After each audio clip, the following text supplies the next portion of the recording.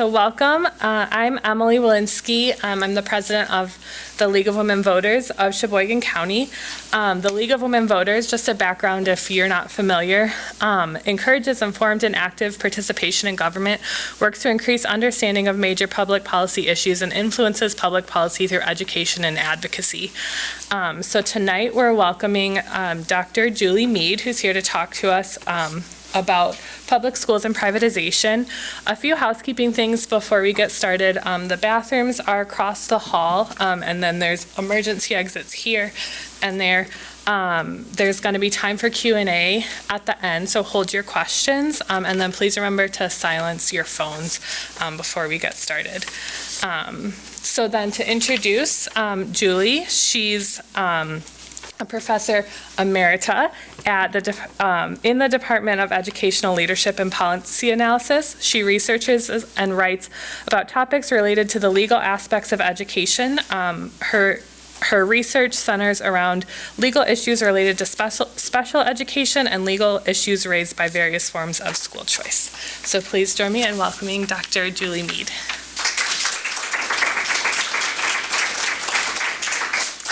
Thank you, Emily, and I'm always impressed. I was sharing that I got to spend a little time with my oldest sister who lives in Grafton, and so I visited her before I came up, and I said to Faye that I'm always just really impressed by the number of people who come out on a weekday evening to hear a talk about education. So kudos to all of you and to all of you who are online. That's pretty special. Okay, so as the lovely banner here says, I am your designated badger tonight. I always say that I'm brought here by the Wisconsin idea, which I am. And I'm happy to be here and share what I've learned over many years of study on this topic. So we're going to start in a place where you might not expect. And I think that in order to understand this topic, what you really need to think about first, or at least in my view, what you need to think about first, is what exactly is public about public education. Too often when we read about issues around privatization, vouchers, and charters, people talk about the money, but they don't talk about the other aspects of publicness. They talk about taxpayer funds and tax monies. But I think it's really important to start by thinking about what in fact is public about public education as our starting point. And, you know, she introduced me as Dr. Julie Mead. I was a professor at the university for 22 years at the University of Wisconsin-Madison, professor at UW-Milwaukee before that, and the University of the Pacific before that. And before that, I was a school administrator, and before that, I was a teacher. And so lots of education about education, but to be honest, when I first began to try and think about this, I realized that a lot of my ideas about this notion of what's public about public education actually came from that guy. That's my dad, Wilson Henry Fisher. Yes, that's a picture from my high school yearbook, so you can see it's the year is. There's many years between now and then. Dad was the president of the school board during that year, and there were 8 of us. And we sat around the table and we talked about lots of things, and he talked about education a lot, and he made sure that we understood the importance of education and the importance of education for everybody. And that, you know, the one story I often tell is I can remember when I was in high school, and by that time there were just 3 of us kids left around the table, but he was talking about some measure or other that the school board was taking up having to do with a class, I think. And I made some smart alecky teenager remark about, oh, well, that's not going to help me. And as I often say, the rebuke was swift and certain. As he said, Julie, it isn't about you. This is about what we do for our community. And then he, you know, kind of launched into things, so made sure that I understood that public schools are not just to serve his children, but in fact to serve a community. And so we start there. And so in thinking through those lessons from around the table, I've happened on what I think are 5 aspects of publicness. Public purpose, public funding, public access, public accountability to communities, and public curriculum. And I'll walk you through what I mean by each of those. First of all, that public purpose, that's the recognition that, of course, my dad was interested in how education benefited his children, all 8 of us. But he was always also interested in how it benefited our neighbors' children. So am I. I mean, I'm going to see my allergist on Thursday. I'm going to benefit from his education, right? I don't know anything about cars. I benefit from the education of the mechanic down the road when I need it. I benefit from lots of people's education, including the education in the room, right? We all benefit from the education of our neighbors, and we benefit from an educated citizenry. In fact, an educated citizenry is necessary if democracy is going to thrive. If we don't understand what we're voting for, our vote does not have the same meaning, does it? So we have to have an educated citizenry. And so we've understood for a very long time that, in fact, this is something that's essential to democracy, and that because of that essential nature, it's part of the commons. It's part of what we do together. Public roads, public parks, public fire station, right? Public police, public schools. It's part of our commons, what we do collectively, because we can do it better collectively. And in fact, it's such an important thing, although, and you know, so my shtick, as I was 22 years, in fact, I actually teaching this semester too. I taught school law. I taught the law courses, so forgive me because I have to make sure that we talk a little bit about law.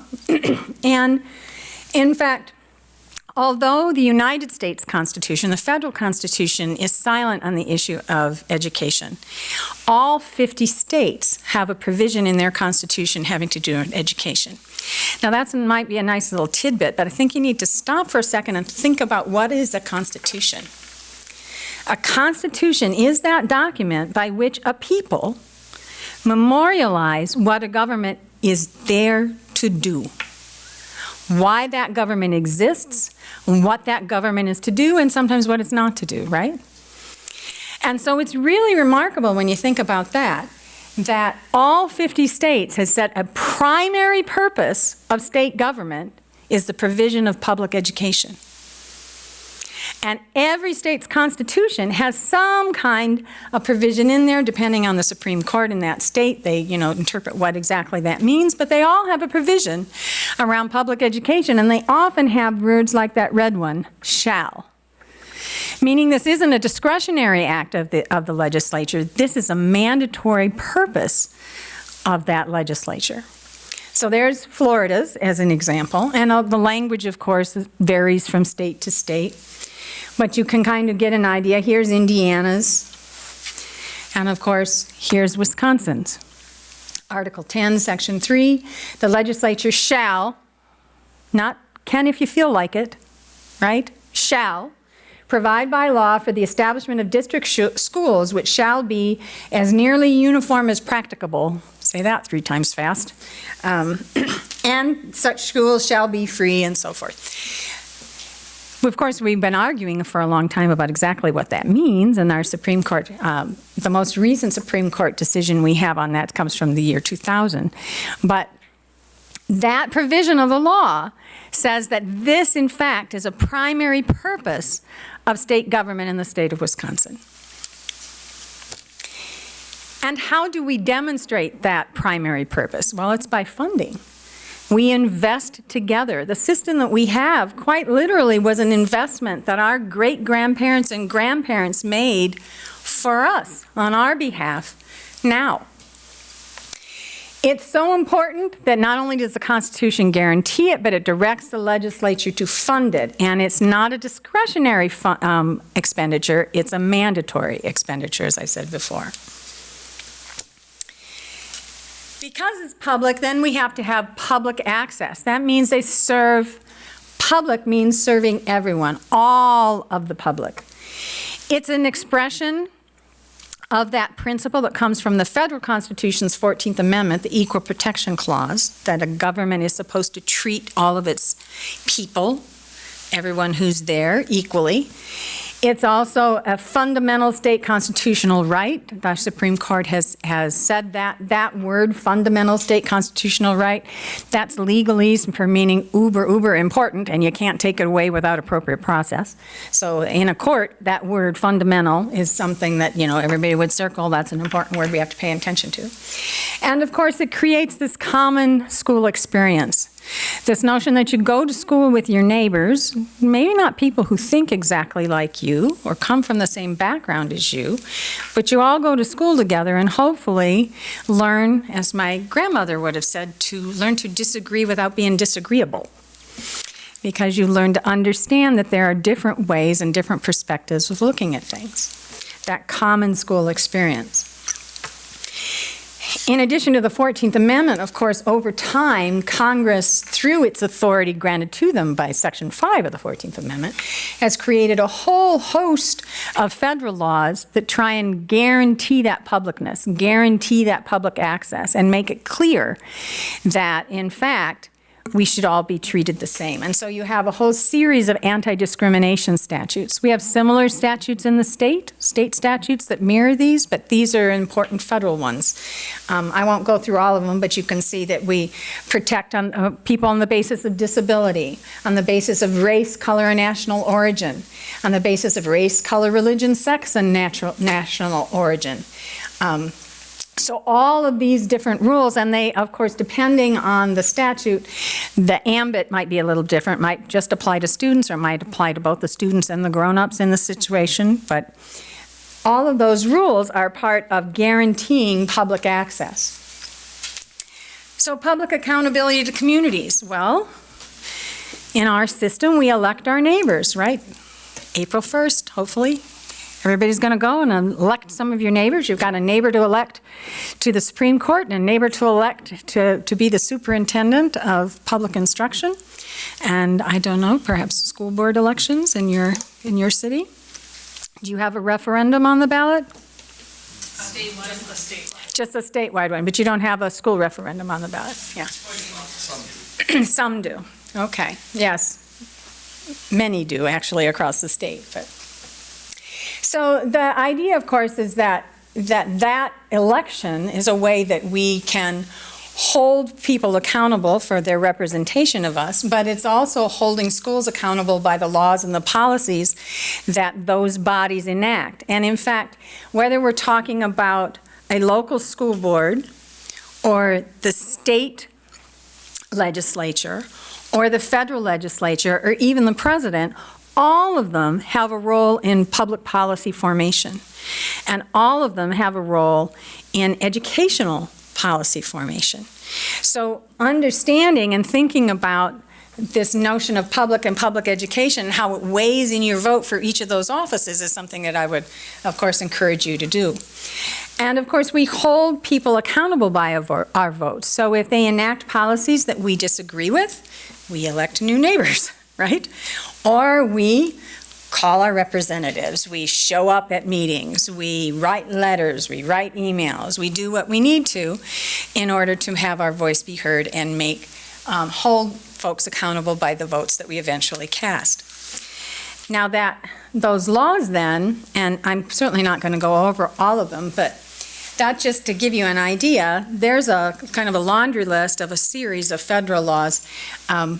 I always joke when, you take a law class from me, you have to learn to speak alphabet because, there are so many acronyms. But each one of those acronyms is a law that affects how schools need to behave. Of course, we have a whole series of state laws, too. Not quite as many acronyms, but all of those, and that's just a smattering. There's a lot more in state law. And in fact, because education is considered a reserved power, the majority of education law is actually at the state level. There are really important federal laws, but the state level is where you find actually kind of the meat of what education law is. And so what do those provisions do when they enact a law at the federal level or at the state level? Well, they establish baselines. They set direction and expectations. They prescribe some things and proscribe others. So, for example, establishing baseline, my grandma My grandma Byrne taught in a one-room schoolhouse between Edgerton and Janesville just after the turn of the century. And she was turn of the previous century. And she was very proud of the fact that she was able to become a teacher on the first try of taking the teacher test. Because back then, to be a teacher, you had to be 16, you had to take the test, and if you passed the test, you could be a teacher. If you didn't pass the test, you had to go to normal school or a teacher's college. That's what it was called. Of course, that's not the baseline we have now. Can't be 16 and just pass a test now and be a teacher in the state of Wisconsin. Now, of course, over time we said, no, we want to make sure at a minimum that our teachers have a college degree. At a minimum, we want to make sure that our teachers understand child development and pedagogy and child psychology and their content area, right? So we've set these ever-increasing baselines of what, in fact, we expect from our teachers. Prescribing some actions, well, sometimes you have to take tests, right? So we have state laws that prescribe when certain tests have to be offered and have to be collected. And we prescribe other things like corporal punishment. Doesn't matter if you think it's a good idea, you can't do it. It's against statute. All of those, though, and every law, every policy is a codification of values. It really is a freezing in time of what people think is important in that period of time. So every law is a codification of values. And of course, our challenge as voters is to make sure that that codification matches what we think those values should be. In public curriculum, again, we decide collectively what it means to be educated. I have 3 daughters. Between daughter 1 and daughter 2, 5 years, our local school board decided that every high school student needed to take a personal finance class. So ever so slightly, they changed the definition of what it meant to be an educated person, educated by the Middleton Cross Plains Area School District. Between daughter 2 and daughter 3, they added a community service requirement. Again, ever so slightly, changing the definition of what it meant to be educated in that community. Also between daughter 2 and daughter 3, the state legislature enacted a provision that required that to graduate from high school you had to take a civics exam. So the state legislature also changed ever so slightly what it meant to be educated in the state of Wisconsin by changing that rule. Our standards are found in Wisconsin Statute 11801. Here's kind of the preamble of that statute. An effective operation of the public schools is dependent on a common understanding of what public schools should be and do, excuse me. And so then it says, again, we're defining the baseline. At a minimum, when you go to a public school in Wisconsin, you should be able to expect this. Why? Because the state legislature says all public schools in Wisconsin got to do this. They have to have instructional programs in those 4 categories. And of course, they don't just list those buckets, if you will. They define each one. Now, obviously, way too many words on a slide. I'm not going to read it all to you, nor do I expect you to read it. My point is that they define what are academic skills and knowledge, right? And over time, they can change that. You can imagine that the first part, perform read, write, spell, perform basic arithmetic calculations, learn by reading and listening, communicate by writing and speaking, that's probably been there for a very, very long time. But knowledge in computer science, including problem solving and computer applications, that's probably a little newer, right? So as time changes and knowledge advances, we change what that baseline is. And in the state of Wisconsin, at least, our legislature, we collectively as a people have said you cannot be fully educated in academic skills and knowledge without all of that information. Same thing on vocational skills. They define what that's going to be at a minimum. Citizenship, what that's going to be at a minimum. And even personal development, what that's going to be at a minimum.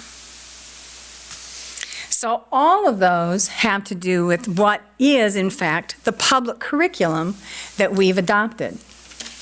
So what's privatization? Well, privatization doesn't just affect education. That's what we're going to talk about tonight, but it affects lots of things. And in general, what it is when we have public funds that are used for private purposes, or if you want to think of it another way, when we permit individuals to direct public funds to other than a public entity. They're often based on what we call market principles, this idea that there's going to be some kind of competition. And when we're talking about education, we're talking about various forms of school choice. So vouchers, tax credit plans, tax credit scholarships, education savings accounts, and charter schools, particularly when they're authorized by entities other than school boards. And I'll talk more about all of those things. Okay, so what is a voucher school? And I know that those two terms, voucher and charter, can be really confusing. They're all fairly new. They all kind of started at the same time, starting in the 1990s and then beyond. So in the grand scheme of things, they're relatively new. But they are different, and it's important to know the difference. So what's a voucher school? Well, first of all, the important thing to know about a voucher school is it's private. It's a private school under private control, but the state, depending on the state that you're in, pays all or a portion of the private school tuition. Students and families, again, depending on where you are, may have to meet income or other eligibility standards set by the state. In general, federal and state laws apply differently because they are private schools. The rules we have don't have the same authority in private schools that they have in public schools. And in fact, most of the federal and state laws that govern public education do not apply. A few do, but most do not. These are, in fact, what I'd call creatures of state law. In other words, a voucher program is what the state legislature says it is. And so a voucher program in Wisconsin is not the same as a voucher program in Arizona or Florida or anywhere else in the country, right? And those rules then, that state law defines what it is there, the rules that govern it, who's eligible, how the programs are funded, the conditions and standards for participation, and that means the conditions and standards that a school has to meet to be a voucher school, right, to participate in the program, as well as the eligibility standards for the children and the families that participate. It also defines the role and often contains the role of the Department of Public Instruction. In other states, it's called the Department of Education. In our state, it's called the Department of Public Instruction, and that role is different vis-a-vis the voucher programs than it is public schools. Why? Because the state legislature wrote it that way, because they're creatures of state law. Here, there are 4 kind of voucher and voucher-like programs. We have 2 of the 4 in the state. And the kind of the traditional one, of which we have the distinction of being the first modern voucher program in the country, passed in 1990, the Milwaukee Parental Choice Program. There are some older ones in Maine and, okay, all of a sudden I'm having a little moment here. Is it Vermont or New Hampshire? One of those 2, they're right beside each other.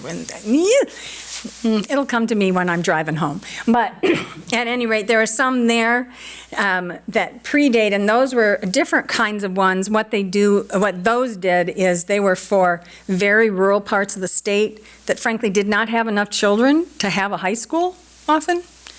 And so what they did is they created a program. Once you hit that grade level, you could use a voucher to go to any neighboring high school that was operating. But the first modern voucher program was the Milwaukee Parental Choice Program in 1990 here. And you can see that the state legislature has set the amount of the voucher. So for a student in grades K through 8, the amount of the voucher is $10,237. For those children in grades 9 through 12, the amount is $12,731. And for the special needs scholarship program, it's $15,409 per student. And as the parenthesis says, up to $23,113.50, which is 150% of $15,409. And if the school lists actual costs, and if actual costs are reported, if they spend more than $23,113.50, the private school, they can get 90% reimbursement of anything they spend above $23,113.50. We also have a tax credit deduction program, and you can see that there. The other two kinds that have sprung up across the country are tax credit scholarship plans, which put a middleman in the middle. Where else would a middleman be but the middle? And they have where you pay into a scholarship pot, if you will, and then that doles out the vouchers. And then education savings accounts, which usually provide a set amount of state aid for each eligible person in that program. Those are getting quite a lot of press lately. You may have read a lot about them in both Arizona and Florida because they have universal vouchers in the form of education savings accounts that provide funds for homeschooling, private schooling, and so forth. And those budgets, as you can imagine, are ballooning because they have no income requirements. Those two forms are not currently in the state of Wisconsin. So what's a charter school? Well, the biggest difference between a charter and a voucher is a charter school is a particular kind of public school. So it is under some sort of public control. They are, like voucher programs, voluntary enrollment, so no one is sent to a charter. They have to voluntarily enroll. The charter is created by a limited term contract, the actual charter itself, between an authorizer, and I'll talk to you about who is an authorizer in Wisconsin, and those who seek to run the school, in exchange for being bound by the particular. So in essence, what a charter school does is it trades the general for the particular. So in exchange for being relieved from compliance with the general school laws, they agree to be bound by the particular rules that are written into the charter contract. That charter contract can be revoked or non-renewed if the school doesn't satisfy the terms of the charter, the terms of the contract. And because charter schools in the states that have them have been declared to be a form of public education, the federal laws that apply to public schools also apply to the charter schools. The state laws may not, but the federal laws that apply to public schools do. The life cycle of a charter is important because there's something, it starts with a proposal. That proposal, once accepted, then generates the contract. Then whoever the authorizer is has to have oversight of the deliverance of that charter contract. And then periodically, again, depending on the state, there has to be a consideration for charter renewal or charter revocation. Like voucher programs, they're creatures of the state. So charters in Wisconsin are not the same as charters in Michigan or Minnesota or Iowa, right? It depends on whatever. I mean, the state legislature created it so they can do whatever they want. They get to define what it is. So they define the rules that govern, they define which entities can authorize, and we've changed that quite a bit in the state of Wisconsin, as I'll show you. Originally, it was only school boards, and then periodically, the legislature has added additional authorizers who can create charter schools. The laws then, the charter law will define what must be in that charter proposal and what must be in that charter contract. It also defines what rules the charter school is going to be relieved from and what rules they're not going to be relieved from. How the program is funded, and again, the role of the Department of Public Instruction. So let's talk about Wisconsin and start with vouchers, because they're older for no other reason. So as I said, we have four voucher programs in the state. The Milwaukee Parental Choice Program The Racine Parental Choice Program, the Wisconsin Parental Choice Program, the one that has force here in Sheboygan, and the Special Needs Scholarship Program. 3 of the 4 have income eligibility requirements. So as you can see there, Milwaukee and Racine require that the family make no more than 300% of the federal poverty level. However, that eligibility requirement only applies for the first year that the child is admitted. If the family's fortunes increase after that first year, the child gets to stay in the program until they graduate from high school. So 300%, you also see the Racine, and of course, a Milwaukee program is in Milwaukee, and the Racine program is in Racine, you know, fancy those names, right? And then you'll also see that in the Racine program, there are some rules regarding what grades you're applying to on the initial end, and so forth. So one thing, again, to keep in mind, though, is that there are no limits on the number of people, on the number of children who can be eligible.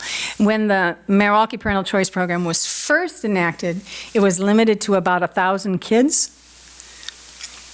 And the schools all had to be in the city of Milwaukee, and then there were several other requirements, all of which have been lifted.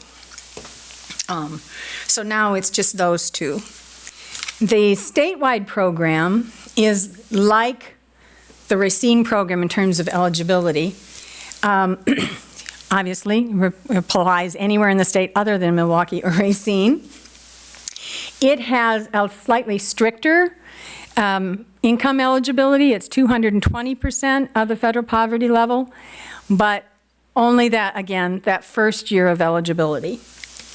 And right now, there's a limitation on the number that can participate. So for this school year, as it says there, no more than 9% of the children residing in the geographic boundaries of one school district can participate in the program. That's going to change. So it's been increasing 1% a year. Next year it'll be 10%, and then in 26, 27 there will be no limit. So that means anybody, right, who meets those income eligibility requirements. The Special Needs Scholarship Program does not have any income eligibility requirements. It's designed to serve children with disabilities, and so the child has to have an individualized education program or a services plan. What that means is they have to meet the definition of a child with a disability under federal law, under the Individuals with Disabilities Education Act. So they have to meet that definition in order to be eligible for this program. And then you see the other requirements in terms of when they can enter the program. If after they've entered the program, upon reevaluation, because federal law requires a reevaluation every 3 years, if after reevaluation it's determined that the child no longer has a disability, they can remain in the program, but the amount of money that the school gets would revert to the amount that's in the other charter programs, not the amount that's in the Special Needs Scholarship Program. These are this year's, and the links are there. In fact, DPI publishes this data every October so that you can see how many are participating every year. So as you can see there, Milwaukee now has about 29,000 students. If it were a school district, it would be the second largest school district in the state. So Milwaukee Public Schools is larger, then Milwaukee Parental Choice Program, then Madison Public Schools. That's the order. And then you can see that we have a very large number down at the bottom. So altogether, those 4 programs cost the state for this year $623,376,635. It's an estimate because we don't yet have the current year numbers for the Special Needs Scholarship Program. It's a little harder to get in October, so we don't have that. Obviously, when you look at the number of schools, a school can participate in 1 or all 4 of the programs, they get to decide. Because whether or not they participate in the program is a decision that the private school gets to make on an annual basis. So they can participate or not as they choose. And they also get to control how much they want to participate. So they can actually say, we're going to take as many kids as come, or we're only going to take 10. It's, they can decide at what level they're participating. So how are they funded? Well, the state statute sets out a voucher amount. The voucher programs are funded on what we call a sum-sufficient basis. That's really important. What that means is that those kids are guaranteed that amount of money. And as you'll see, kids in public schools are not guaranteed a particular amount of money. So the cost of those vouchers have to be funded. Right now, for the Wisconsin program and the Racine program and the Special Needs Scholarship program, they're subtracted from the state aid received from each school district. This year, the Milwaukee Parental Choice program is funded fully through general purpose revenues, so it is no longer funded that way. The district can claim those enrolled in the voucher programs in their membership counts, which are used to calculate the funding that comes from the state. And the school districts can levy up to the amount of the tax dollars, which I'll explain in a minute. The effect of the vouchers vary depending on the number of students in that school district that are participating in one of the or more of the programs. Here in Sheboygan, you'd have kids who are either in the Wisconsin Parental Choice Program or the Special Needs Scholarship Program, right? One of those two. The state aids received and the relationship between the aid received, the district's revenue limit, and the voucher amounts. Whenever you talk about school funding in Wisconsin, it gets complicated. I always kind of joke, when you read the statute and you hit the word tertiary, ooh, you're in trouble, because this is getting complicated. But I'm going to try and simplify it for you a little bit. And I like visual things, so I'm going to use a visual. So the metaphor I'm going to use is my box. So imagine that we have a box. A revenue limit is a fixed amount of money that can be spent per pupil. Now you might think that's simple, but every school district has a different revenue limit. Those were frozen in place in the mid-90s when the legislature introduced this idea of a revenue limit. So it gets really complicated, but for each school district, they have their box. And their box has to be full, if you will, at all times, with 2 kinds of money. State aid, generally what we're talking about is the biggest pot is the state equalization aid, and local property taxes. Now, the system recognizes that not every school district is in the same position to fund public education as every other school district. And so the system is meant to equalize school funding across districts. Property-rich districts get less state aid because they can produce more money through property taxes. If you want to think of it this way, arithmetic is your friend, right? If you've got a large amount of value in property, you can tax at a low mill rate and still get a whole lot of money. Arithmetic is your friend. Conversely, in a property-poor district, arithmetic is not your friend. And even if you tax at a higher rate, you may not be able to get enough money. So in this case, you get more state aid, so that recognizing that there can be less reliance on local property taxes. Now here's what's really important. If the revenue caps or limits are constant, no more money goes to kids.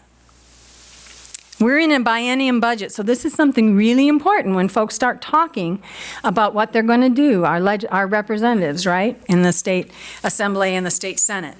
When they're talking about what they're going to do and they say, well, we're going to put this much more money in the system, make sure you say, what are you going to do about revenue limits?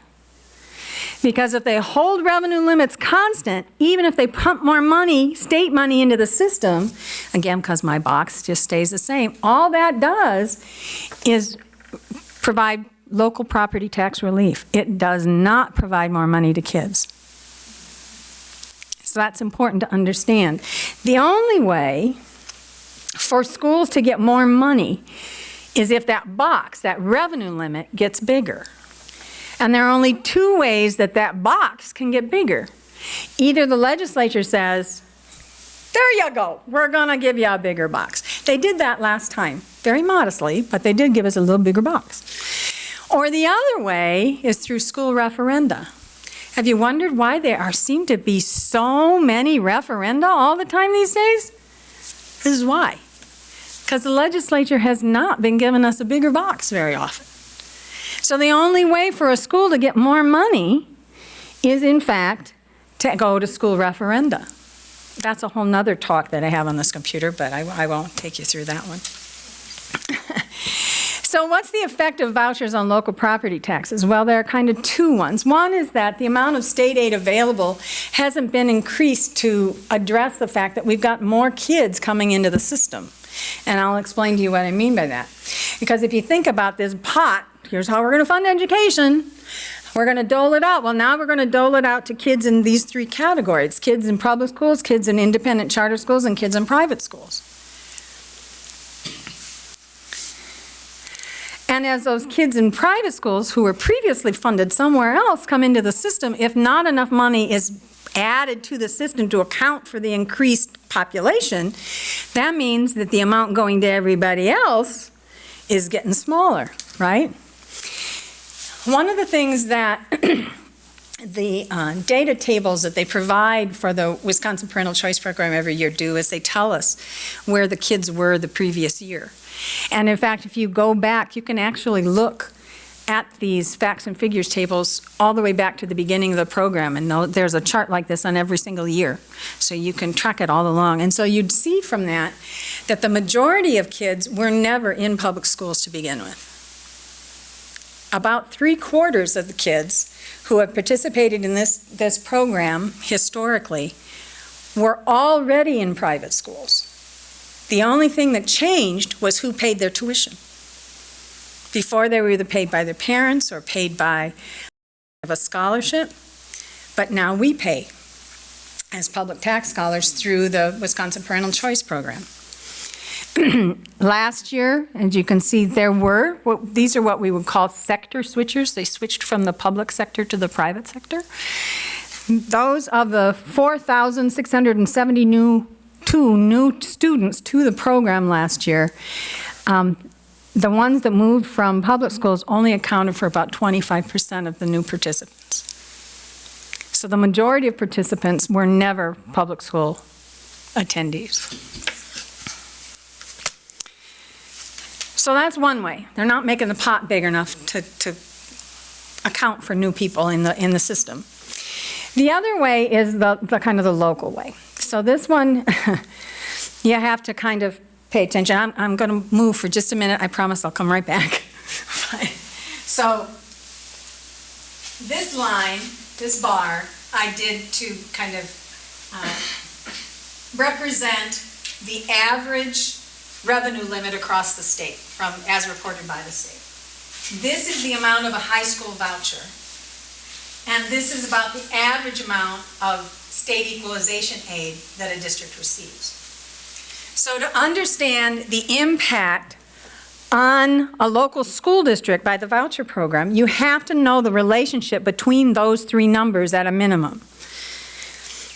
So the idea that we often hear, and so that blue one is my box, back to my metaphor again, that revenue limit box, right?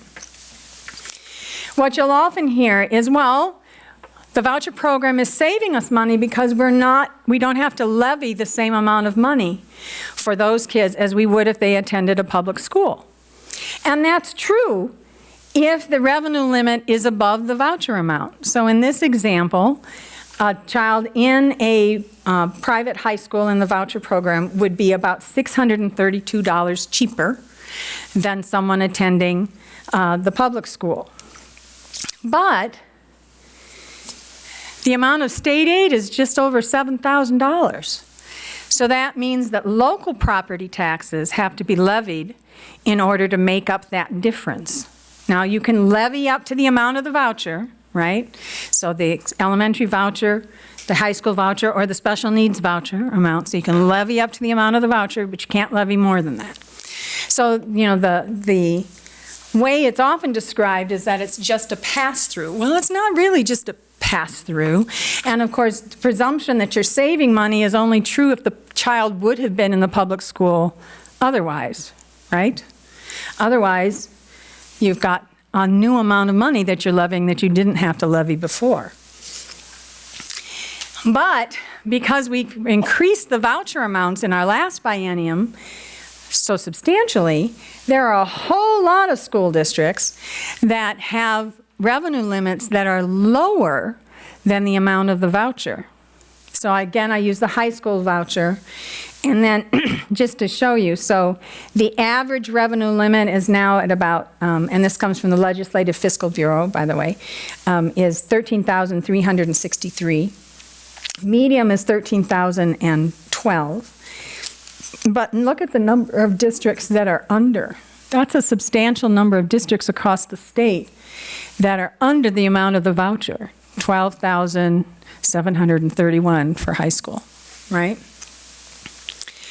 So now that we're levying for amounts up that are above the revenue limit for the public schools, that literally means that you're levying more taxes in districts like this for a child participating in a private school than you're levying for a child participating in a public school. And in fact, that's happening right here. So in Sheboygan, your revenue limit is a little bit below what the high school voucher amount is. And so your school business officer very kindly provided that number for me. So for this school year, the tax levies that went out and your property taxes in December, the district levied $6,573,317. So they levied, so that's to fill the gap between the green bar and the red bar.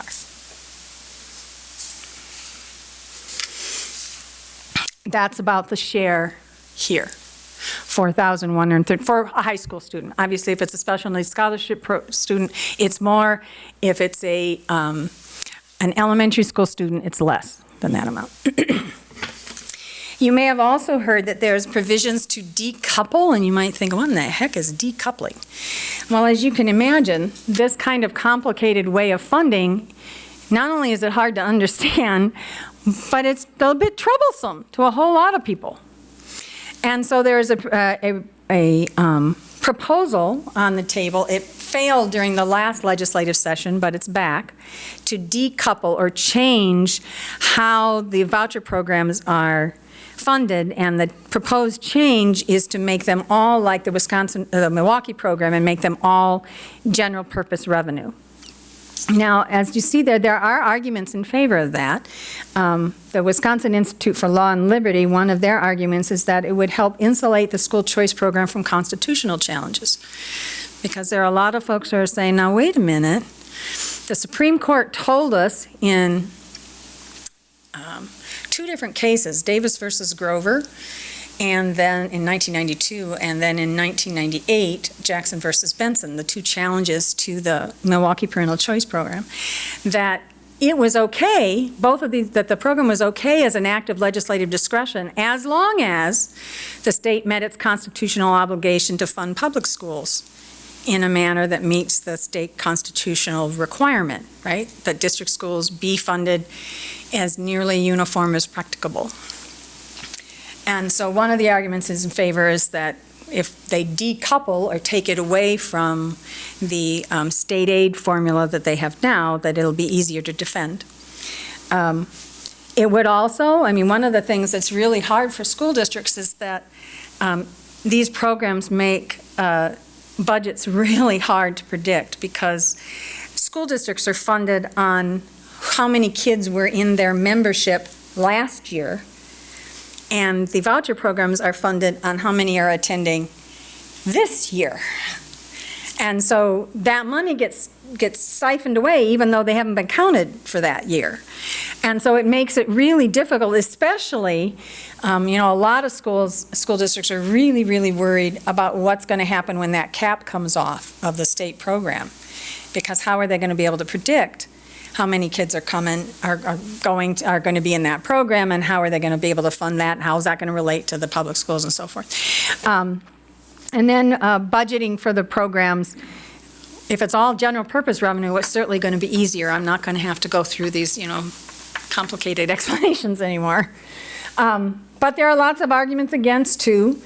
One of the arguments is it doesn't matter how you fund it, it's still the difference between some sufficient and some certain.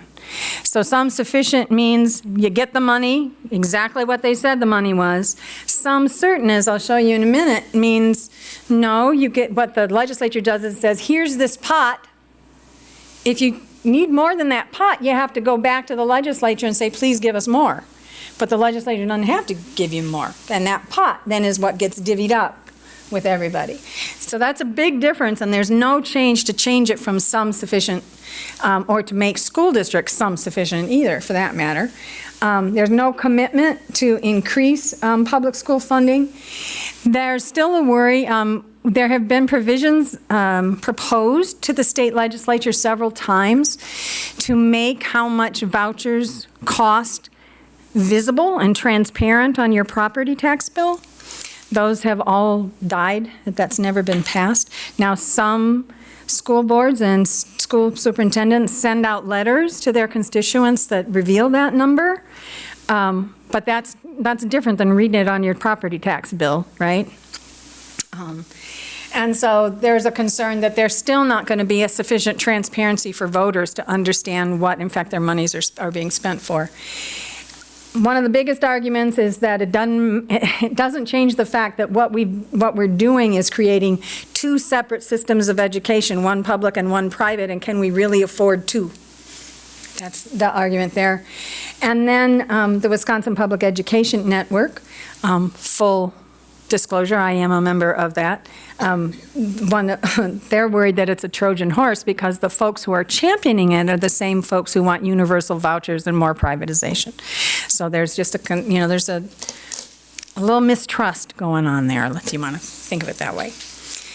I don't know where it's going to be. I checked, it's not out of committee yet, so we'll see what happens with this proposal. So let's talk about charters. This will be a little faster. So in Wisconsin, we have two kinds of authorizers, school districts and independent authorizers. Frankly, all of the research that suggests that charter schools do a good job are those that are district charters. When we have trouble on the other side. And by the way, I should mention, we've been studying vouchers both in the state of Wisconsin and elsewhere since 1990, and the original argument was that that would be better, that the private school enrollment would produce better results. Research has not borne that out. And in fact, in some large-scale studies in some other states, in fact, there have been negative results, which are really unusual, I must tell you. So that argument that it's going to make all education better has just not been borne out in over 30 years of research. Independent authorizers are listed in two sections of the law. Sometimes you'll even hear them called 2R charters or 2X charters. That's literally referring to a paragraph in the statute that defines who they are and what the scope of their authority is. We also have this thing called instrumentality charters and non-instrumentality charters that if you go to another state, you'll never hear those words. This is totally Wisconsin thing. Totally Wisconsin thing. In essence, what an instrumentality charter is that when a school district is both the authorizer and the employer. If you want to think of it that way, it's a closely held charter. It's a voluntary enrollment school, but it's closely held by the school district that authorized it. A school district can also authorize a non-instrumentality charter school. If they do that, that means that the school district is the authorizer and overseer, if you will, but they're not the employer. So a little bit different. Independent authorizers can only do non-instrumentality charters, right? Makes sense. They're not part of a district. Here are the non-school district authorizers we have in the state. As I mentioned, when the statute was first created, these didn't exist at all. Then in the mid-90s, they added the City of Milwaukee, the University of Wisconsin-Milwaukee, the Milwaukee Area Technical College, but they only had authority within the city limits of Milwaukee. That has all changed, and so one of the things that you can see here is that most of these special authorizers have unlimited authority. They can authorize as many charter schools as they want, anywhere in the state that they want.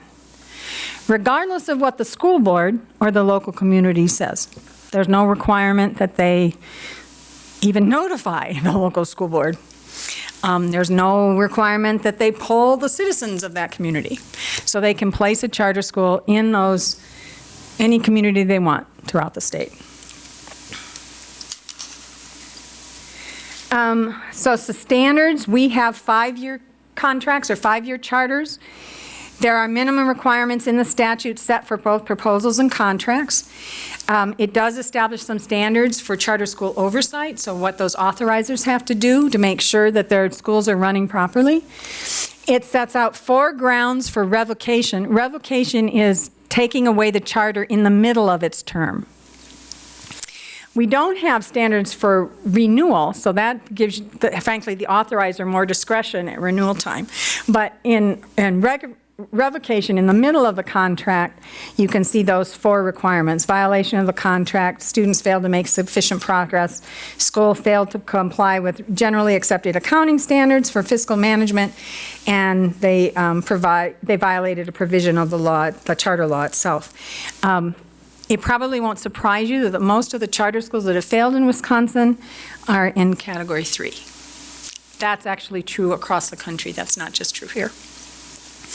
And our statute limits the authority of DPI in that charter school life cycle. Funding of charter schools depends on the type. So if it's a district charter school, it's a provision of the contract. So the school board actually has a lot of latitude of how they're going to fund their charter school, whether they're an instrumentality charter school or a non-instrumentality one. Funding of independent charter schools is funded much like the vouchers. The state legislature sets an amount. It's a some certain amount, and it's taken out of the school aids that come to the school district. So it's funded the exact same way. They can count the kids, and then the money, again, and you'd have the same relationship, right, between the revenue limit, the state aids received, and the guaranteed amount for a charter school person. In last year, the data that we have available, 35 schools participated, 35 independent charters across the state, nearly 11,500 students. Again, some sufficient funding, total cost of the independent charters is $127 million. That means if you put those 2 things together, independent charters and vouchers, we're spending $750 million on these 2 efforts this year. It's also important, again, because of the way we fund things, who gets what and in what order. So, So, Cindy Charter, if they attend an independent charter school, this is what often the TPI folks will refer to as the first draw. It's the first subtraction they do from the amount of state aid coming to a school district. Each of those kids gets a guaranteed amount because it's some certain, and they get the state aid first.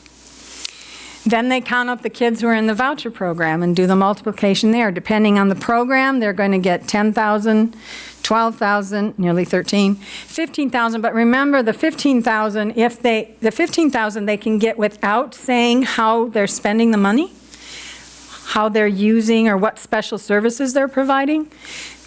An interesting thing, the child has to have an IEP or a services plan to be eligible for the program, but there's no obligation that the school implement what's on that plan. And so they can get the $15,409 without telling anybody what special services they're spending the money on. If they list actual costs, they can get up to that $23,113.50. If they spend more than that, they get 90% reimbursement above the $23,113.50, which is 150% of the $15,409. Interestingly enough, of the 204 schools who participate in the special needs voucher program, only 10 use the actual cost model. I find that very curious. That means 194 are taking the money without ever telling us what they're doing with it, which also suggests that if they could get more, if they were spending more money than the $15,409, they would be using the actual cost model in order to get more money. But they're not. Maybe I'm wrong on that assumption, but seems to me if you can get more money by listing actual costs, you list actual costs. And then because public schools are funded on some certain basis, whatever's left over in the pot gets divided up among these kids. I use a kind of a goofy analogy, but I think it helps. So imagine that your family, we were a family of 5, and you order pizza because, I'm tired, I don't want to cook. So you order pizza, and between the time you order the pizza and when the pizza is delivered, some friends come over.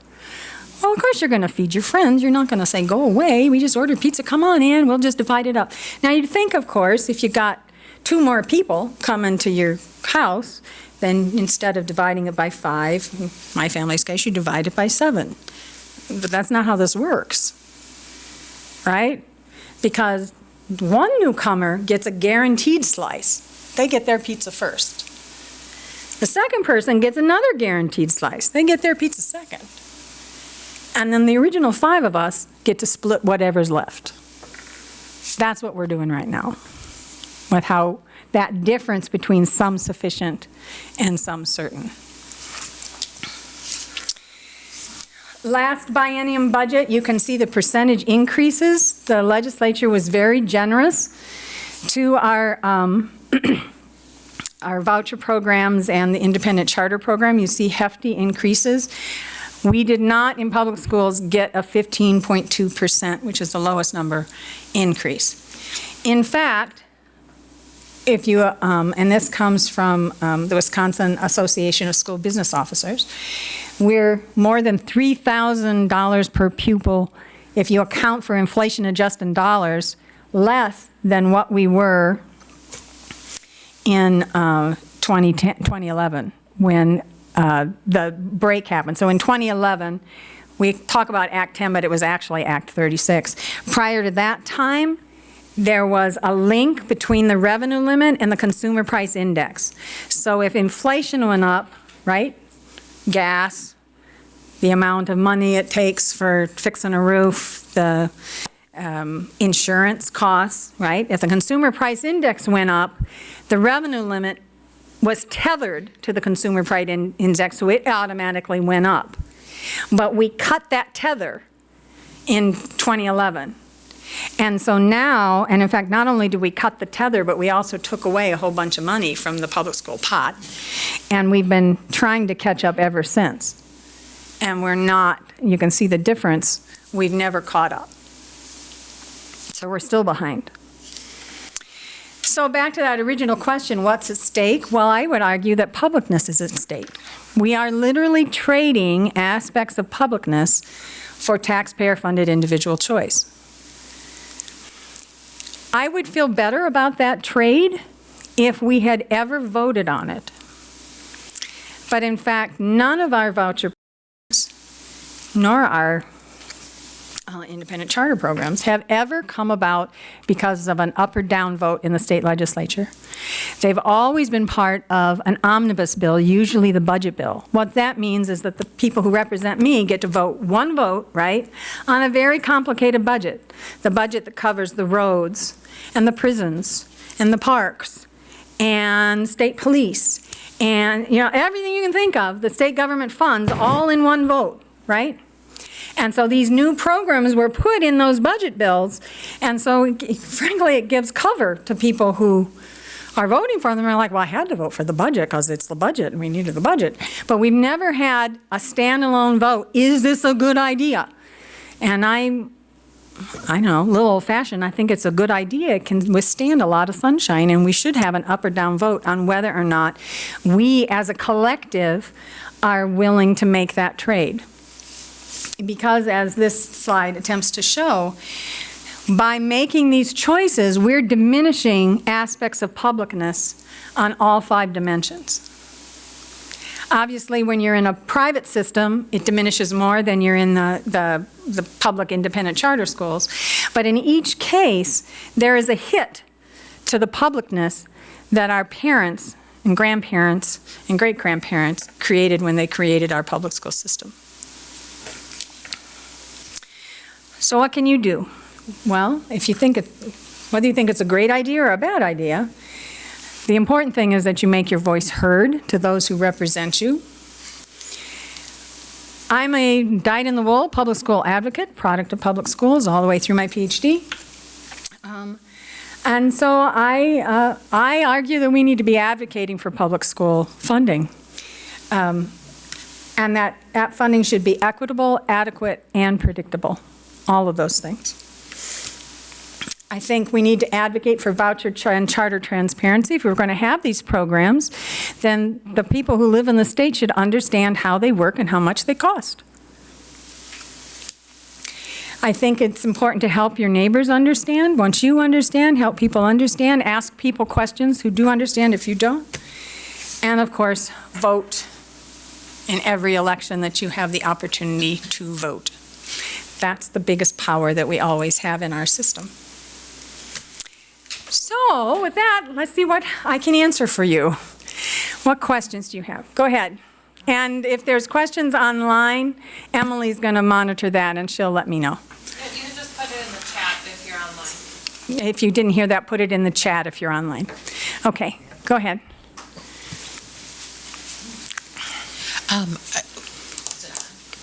I don't Can you know. hear me through there? It's weird.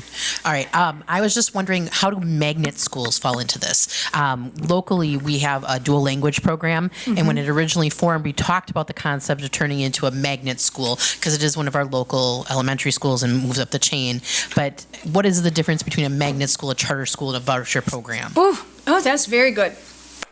So magnet schools have a really interesting history. They started in the 1970s, and they were actually first attached to voluntary integration efforts. So it was a softer way to achieve racial integration than busing, right? Busing was never very popular. So the idea was that we will create a school that has a particular kind of curricular focus, and that will be so attractive, magnetic, right, that people will enroll to get this particular thing, and through that, they will voluntarily integrate. That's how they started. That connection to racial integration is usually not there anymore, but magnet schools, a magnet school could be a charter, or it might not, but most of the time when they use that term in a school district, it means that they have independently, which they can do, created some kind of voluntary enrollment school that has some kind of attractive curriculum as a way to pull people in. Now, again, they may have only that as the goal. We want to support this attractive curriculum, and therefore we're going to have this school that does that thing. Or it could be that they want to have, that they're doing that as a way to further another goal, as I mentioned, either racial integration, socioeconomic integration, or something else. So it depends on the school district. There is some public monies available to support magnet schools through the federal government. Not a whole lot of money, but a little bit of money. But that's what a magnet school is. So usually if you use that term, it means it's a district-operated school with a particular curricular focus that's not a charter school, although it could be a charter school. Do they need a charter for that then, or do they need to alert someone, or they can just be that and not announce it? That's one of the reasons that some critics of charter schools have long said, what do we need charters for? Especially district-authorized charters. The school board can do this whenever they want. And a magnet school is an example of a school district doing whatever they want. A school district can also decide that they're going to have intra-district choice, right? Where they allow they don't have neighborhood boundaries around schools. They allow integration across neighborhoods. Again, that's all under the control of the school board, as long as state law doesn't prohibit it in some way. Okay. Thank you. You're welcome.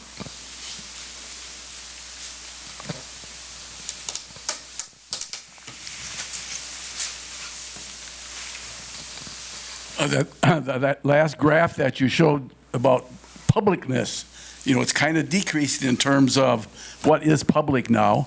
And I've heard theories that the wealthy and the people that are in power want to see the breakup of the public monopoly. They believe it's a monopoly.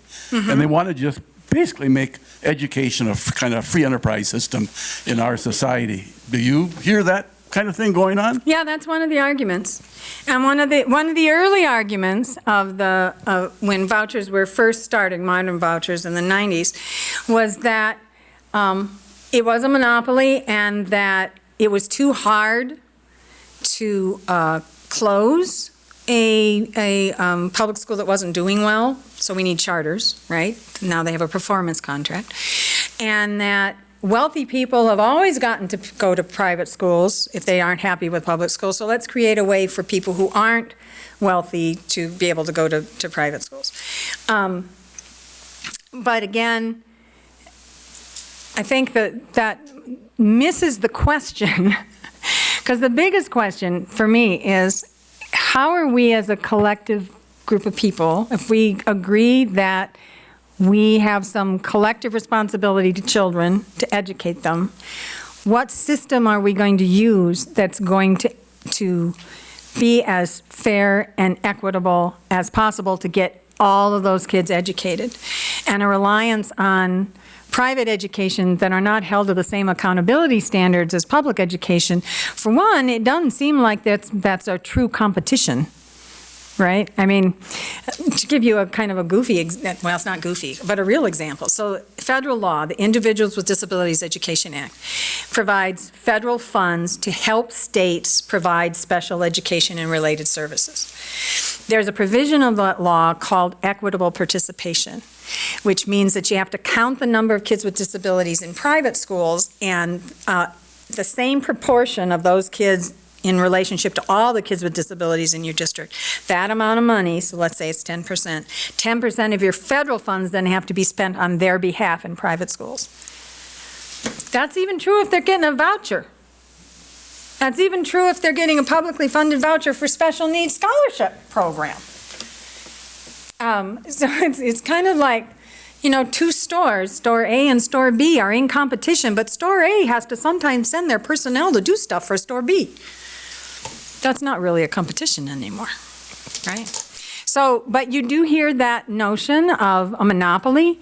But again, if that premise that competition was going to yield better results, we would have the research that supported that conclusion, and we do not. 30 years of people trying, and in fact, what you now see is that early voucher proponents, that was the argument for why they wanted to have voucher programs.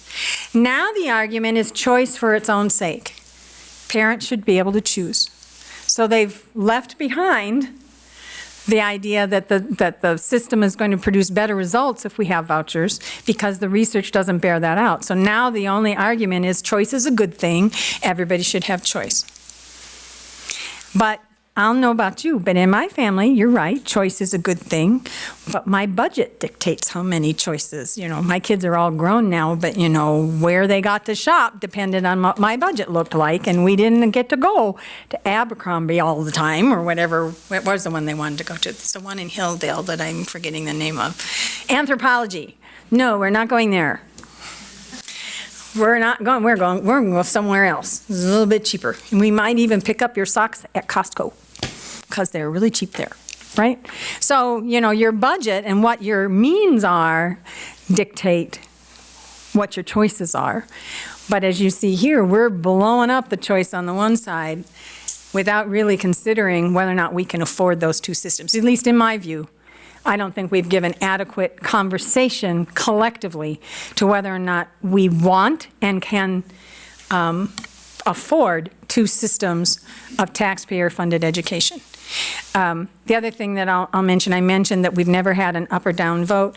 Every state that's had a referendum on vouchers, the voters have voted it down. Never once. And by the way, all of our voucher programs never came about because people called their state legislatures and said, we really want this. In fact, the newest one, the Special Needs Scholarship Program that was adopted in 2015, when it was a standalone bill and it was in committee, they overwhelmingly heard testimony that it was not needed. And they heard that from the disability community, not from parents of kids with disabilities. And so they pulled the bill, as a standalone bill and said, well, it doesn't matter, we're going to just put it in the budget next year, and that's exactly what they did. So yes, those are the arguments. I just don't think they hold water very well. But that's my view. That's my view. Back here in the corner and then over here. Do we have any questions online, Emily? Okay.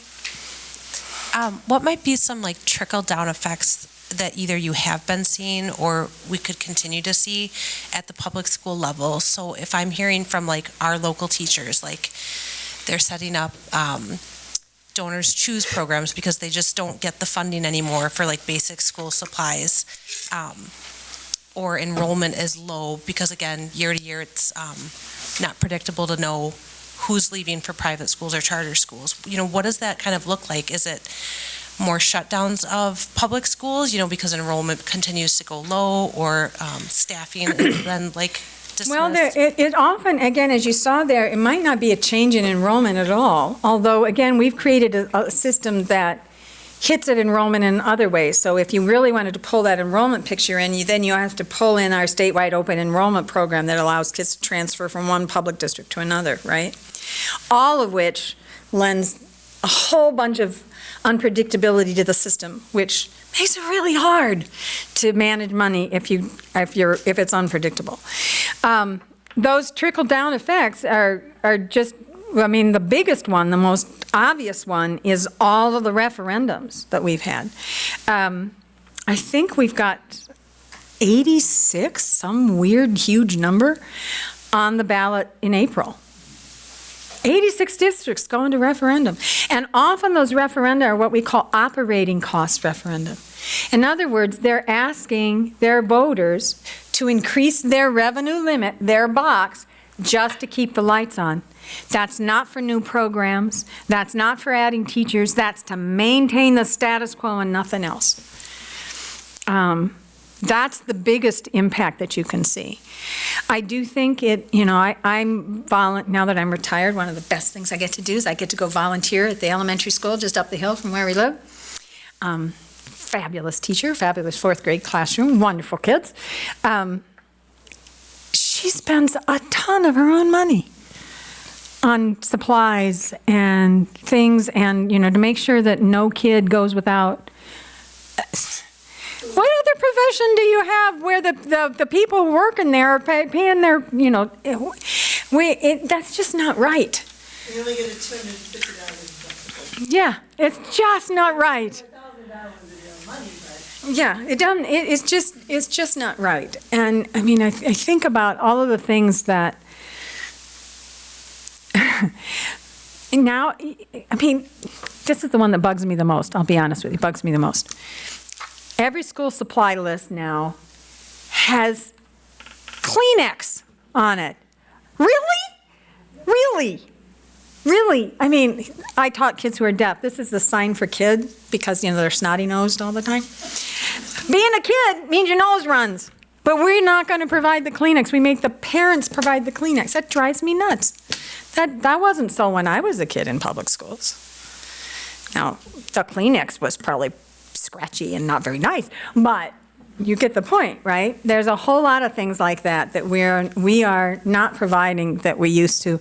And the thing that bothers me the most about teachers spending their own money is basically what they're saying is that my own comfort, what I earn is not as important to me as these kids, and so I'm going to protect these kids and not have them fall victim to the decisions that are being made elsewhere.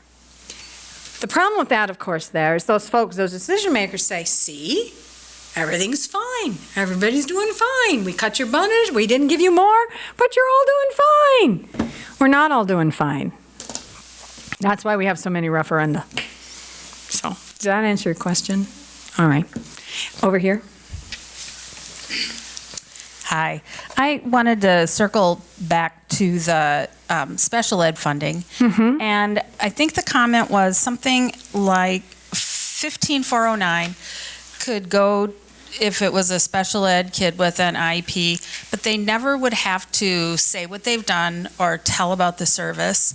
Right. Where in that scenario would be a parental complaint, concern, and so if they're not having to follow regulations on how to serve the special education students, are there any of the same types of protections a parent would have to complain or to see or to seek out something else? Because what I hear from my teacher friends is kids go to a voucher who have special needs, they get counted, and then by October, they're back in the public school, and the school doesn't get any money for what is, this kid has just come back, and the voucher school or the charter school has collected that. So I just wondered, at what point does a parent have the ability to complain, file for, whatever the same sort of procedure, a kid in the public school through their IEP, that, you have to follow the IEP. Well, and if they're not having to follow that, is there any recourse for a parent to get the services that the school has agreed to do by enrolling them? No. There's a simple answer. This is complicated, but I'll explain it. The reason I went back to the slide is because what we do in a voucher program is not only are we making that shift of publicness, we're trading public accountability or collective accountability, right? Where we have these laws that hold folks accountable for individual accountability. Now the onus falls on the parent. The parent has to vet whether or not the program is sufficient. The parent has to decide if what the school is offering is enough. When they bring the IEP that says, here's how I'm eligible to be in the special needs scholarship program, then they meet with the school officials and they agree together what's going to be offered and what's not. As long as the parent is happy, that's fine. But if the parent is not happy with that, their only recourse is to change schools. And one very robust research finding we know is that changing schools is not good for kids. But no, there is not. And in fact, remember those words, equitable participation? So when a parent, whether through a scholarship program or not, enrolls their child in a private school unilaterally, a child with a disability, they trade away, they waive all of their rights for challenge and dispute resolution under the IDEA. And so under the IDEA, if they're in the public school, they have the child has an individual right to a free, appropriate public education, and there's a very detailed dispute resolution process. They can file due process, they can go to court, there's a whole host of things they can do. If they move their child to a private school, that child no longer has a right to an individualized determination of need. They have a proportion of that equitable participation. But that doesn't mean that the public school has to provide what the kid needs anymore, because they've exited the public system. So when the parent does that, they're essentially waiving their child's rights under the IDEA for this other thing that doesn't have the same rights-based approach. But the minute they step back into a public school, all those rights come back. it goes back to them. Exactly right. Now, again, the funding for the vouchers happens quarterly. We do count kids twice a year, so that child who moves back in October would be counted back in where they are in public in January. But you're right, that first quarterly amount of money and potentially the second quarterly amount of money wouldn't recognize the shift of the child. And because all public school funding is reimbursement from the year before, and private school funding is current year. So there's also that lag that's going to happen just because of the way we count kids and how we dole out the money.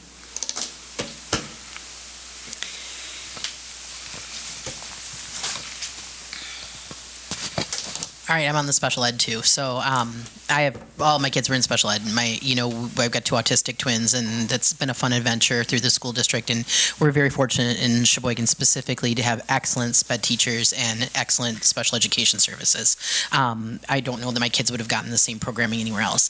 But what about this privatization, one of the things, that's one of my big worries, is that as kids pull into the private system, my special ed children, who I'm not going to put in private education, because I understand that concept that they do not, I lose my rights, they lose their rights, you know, but I don't think people understand that at all, especially when we have something like a special needs voucher. They still don't have rights, even with the special needs voucher. No, they don't. So there's no education. When we talk about what needs to be transparent, I feel like that absolutely needs to be transparent. But as we There is a side-by-side rights comparison that you can find. It's on the DPI website. It's actually pretty well done. But parents still don't understand it because it's complicated. It is. Yeah. And then beyond that, like as we pull this money out of the public education system, my children with special needs are getting less of what they need. There's less, you know, sped aids, there's less sped support, because when we look at that, more money is going elsewhere. And I'm not saying that my kids deserve more education than anyone else, but they deserve adequate public education. And as that money pulls into the private sector, which again, the private schools don't have to take my children. You know, That's why I put on this slide, you're saying, Julie, that wasn't in that. No, but this question comes up enough that I have a slide that I come to if anybody asks. It is. So part of the issue is that federal law defines discrimination. What is discrimination? Discrimination is what we would call a term of art. You have the dictionary, open it up and you read what it says, right? But as a legal matter, what constitutes discrimination in a public school is different than what constitutes discrimination in a private school. In a public school, avoiding discrimination requires all of those things. And you can see that in terms of federal disability law, there are 3 laws that protect a child with disabilities. Section 504 of the Rehabilitation Act of 1973, the Americans with Disabilities Act of 1990, and the Individuals with Disabilities Education Act, which is the big dog. That's the big prescriptive law. And of course, the edict is you may not discriminate on the basis of disability. But what that means is that the school district has an affirmative obligation, another legal word for you cannot duck this, to evaluate all those suspected of having a disability, even if they attend private schools. They have to provide special education and related services necessary to provide a free, appropriate public education, and the appropriateness is defined by the unique needs of the individual child. So what is fate for one child is not for another, but the law requires that we look at that individual child. I got into this for the same reason, by the way. I was worried about all of this because, you know, I started as a special ed teacher. And that we must provide some services to kids in private schools. And then there's this notion of what we call a zero reject person. I never liked this term. But the idea is that there is no child who has too many disabilities to be served by a public school. We have to serve all kids, regardless of severity, regardless of the nature of their disability.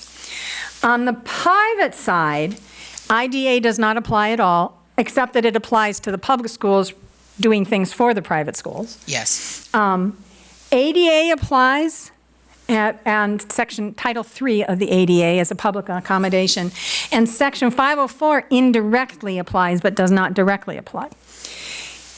The same edict, you may not discriminate on the basis of disability, but may not discriminate means they have to provide reasonable accommodations or modifications to existing programs. So if they don't have a special ed program, they don't have to make one. Nope. If a child needs it, they can say to a parent, we don't have what your child needs, we will not enroll your child. And under federal law, they have not discriminated because that child needed something more than reasonable accommodations, which are basically minor adjustments to existing programs. And of course, if I control what programs I offer, Absolutely. I control which kids I'm going to take. Because I don't have to add programs, and I don't have to make modification to anything but an existing program. So if I control what exists, I control who I take and who I don't. So it is beyond argument that a private school can say no to a child and exclude a child. It does not constitute discrimination because it does not meet the definition of discrimination under federal law. But the public school cannot say no to that same kid. And the cost of educating a special ed student is absolutely higher than, you know, a non-special ed student. I understand that, but when that money continues to be pulled out, and now that we're having an unlimited number of individuals pulled out, how is that going to impact the special ed kids that aren't getting put into private education or getting those supports? Well, I don't have a slide on that, but we are one of the only one of 4, I believe, it might be 5, don't hold me to it, 4 or 5 states in the country that fund special education on a reimbursement basis, which means the school district has to spend the money and the next year they get some of that money back. For this school year, the reimbursement rate is 29.16%.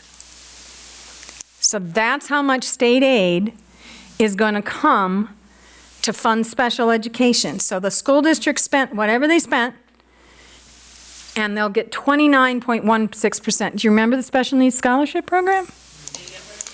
Now, remember, you got to do the math because this gets really interesting. Let's say, just for the sake of argument, that a child with special needs had a lot of special needs and cost the district $25,000. On the special needs scholarship program, if the school district elects to do actual cost, they know they're guaranteed $23,113.50, right?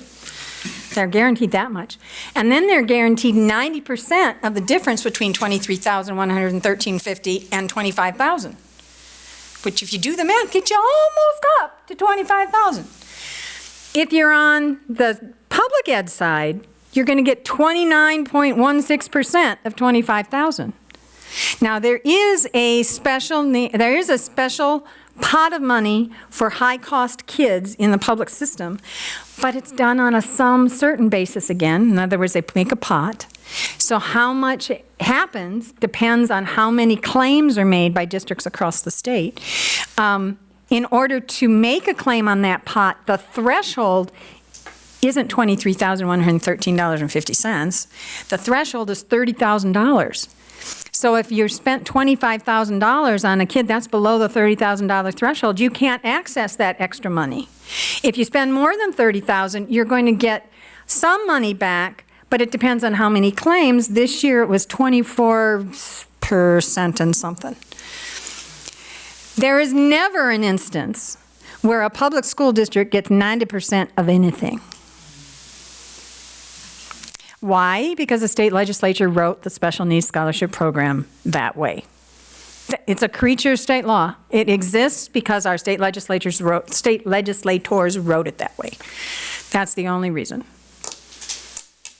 You can tell, kind of makes me stamp my foot. Yeah, and I'm wearing high heels, and it kind of hurts when I do that. Is